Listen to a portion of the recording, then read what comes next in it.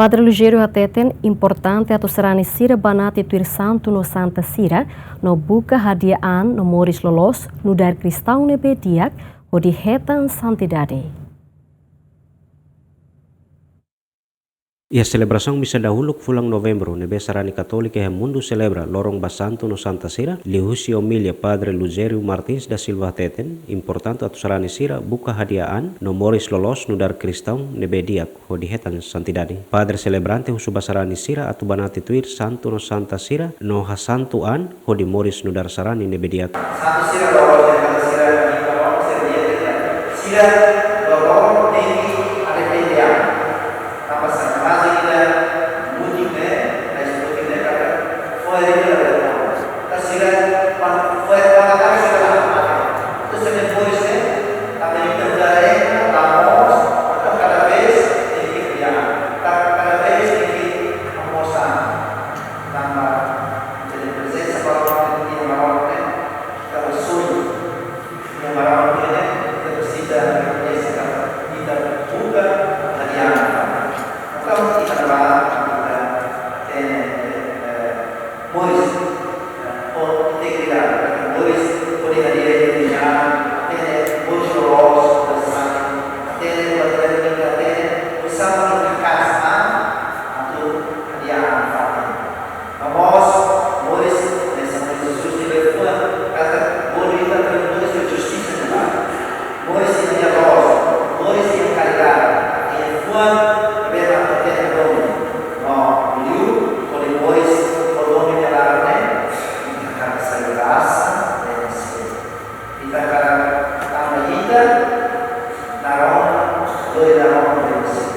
Tamayita, kita dulu buat bos, kita akan